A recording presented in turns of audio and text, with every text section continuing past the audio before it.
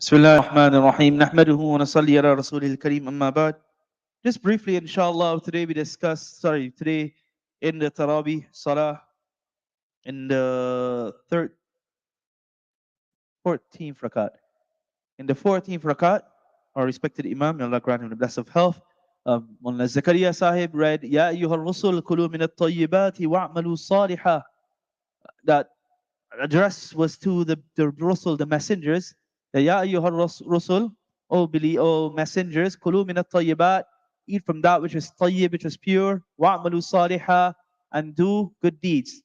So the commentators of the Quran mentioned there is that Allah subhanahu wa ta'ala speaks about eating what is tayyib, which is halal, which is pure, which is good, and doing good actions right afterwards, indicating that is that correlation between the both of them. That you eat halal, and halal, the effect of halal, and effect of what is pure and good, will means that it will enable you to do good actions. There's a famous saying, "You are what you eat," and that's why nowadays we often hear those slogans, especially from people going to gyms and this thing and that thing, telling us that what you put into your body will have an effect.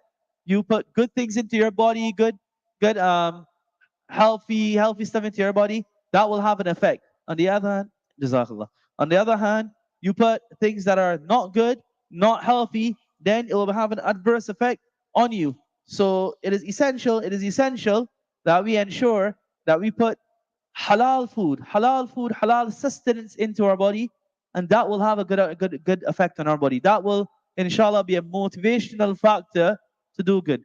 I remember Mufti Abdullah Nana from America, mashallah, he runs a HFSAA, and there's many other, which is one of the halal bodies in America. He does, mashallah, many other works. He was ill recently, had an operation, Allah Ta'ala grant him a quick and complete recovery, brought the best of health. So I remember him saying that whenever there were many individuals who would revert to Islam, and often when he would ask that, give me your backstory. One of the things that he found interesting is that many of them had given up eating pork. Many of them, prior to their acceptance of Islam, had given up eating pork. So he said, Subhanallah, that said, it may seem to be small, but it could be that they're giving up eating pork, which is totally haram in Islam. Then it starts to open up your body now to receive what we would call the goodness of iman and hidayat and guidance, and so on and so forth. So eating halal is very, very essential, and we should be very happy that we live in an island here in Trinidad, and then alhamdulillah in Barbados as well, and many of these Western countries in which there are halal boards, there are halal authorities, which are ulama led and ulama run and ulama supervise. And what it entails that what we eat is totally halal. As you say, from the farm until our table. And that's what these halal boards try to do. So here, for example, in Trinidad, we have the Darulum Halal Board. In Barbados, we have the Halal Authority. In England, you go HMC, sorry. In Canada, you go HMA. They said in America, HFSAA. You go Sanha in South Africa. And the beauty of it is that you don't have to worry. As a Muslim consumer, you don't have to worry. And that's why certification matters, right? That's why certification matters. For example, when I'm here in Trinidad, I just have to go and say, wait, is it Darulum certified? Darulum certified? I eat comfortably. I don't have to worry. I don't have to go now and do my own research. Simply, you come Barbados and you just see BHA certified, you're good, inshallah, right? And sometimes we think of it, because alhamdulillah, I have some type of khidmat with the BHA and Barbados Halal Authority. So I can understand what sometimes the negativity that people come out with, that you're charging, you're this, you're that. But it isn't about that. It isn't about the certification fee. Why do you make it such an issue, right? Certification fee is to ensure that the work is done properly, that those employed, they also have to earn a living. They also have to run up and down. They also have to get in their cars and travel from one place to the next. And what it does for us, the Muslim consumer, is that we don't have to worry. We don't have to worry. When we go to a place and we see the Darulum certificate there, Bismillah and eat. It's done. Otherwise, it becomes our responsibility, really and truly is our responsibility as Muslim consumer, that then we have to scrutinize everything. And may Allah reward and bless Imam. You know, I have to phone him many times that Imam, is this ingredient good? Can we have this? What do you know about this product? And mashallah, because he's very good in this field, and he will give you, he gives good answer, and whatever is needed, he's able to answer.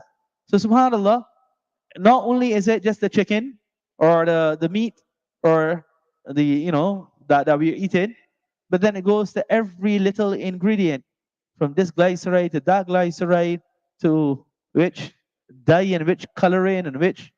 There's so much. There's so much to look out for, and that's why we have to be very, very grateful, because it is a responsibility. And those of us who are in this type of khidmat, may Allah protect us and may Allah make it easy for us. But we know this, it means that you're putting something on your shoulder, because when the average Muslim, when the Muslim goes and eats, and he sees Darulum certification or Ulama, Barbados certified, whatever, and they eat it, the question then comes to us. If anything goes wrong in the hereafter, they'll come to us.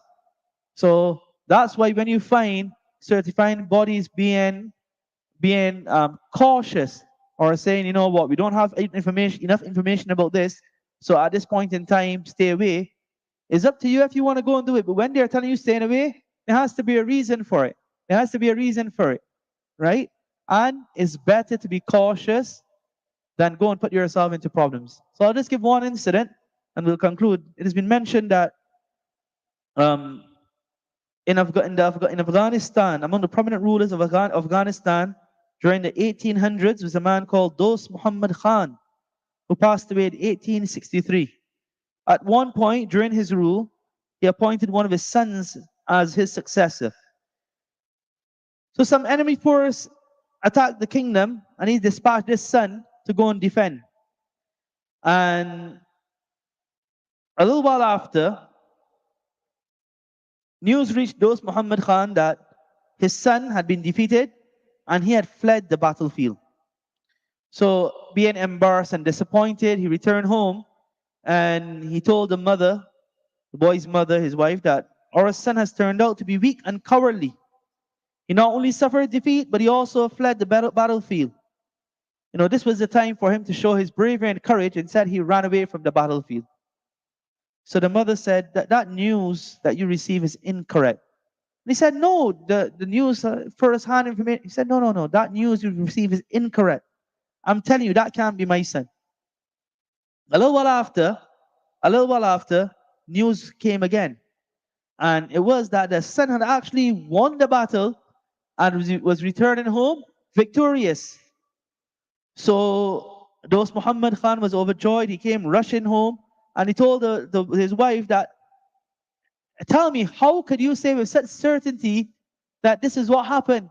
When I told you they had suffered a loss, you said, no, that's not so. And whatever you said turned out to be true. Your son was actually victorious. So then she said, let me tell you. From the time I became pregnant, I made a decision that I will only eat halal. Anything that was doubtful, I never allowed to enter my stomach. That was the first thing. I never allowed anything doubtful to enter my stomach. And then she said, after our boy was born, I decided that I would only suckle him. I would only suckle the child in the state that I was in purity. I would make wudu and fed the boy. And along with that, whilst feeding him, I would recite Surah Yasin. So halal food, feeding him in a state of purity, reciting Surah Yasin, whilst feeding him as well.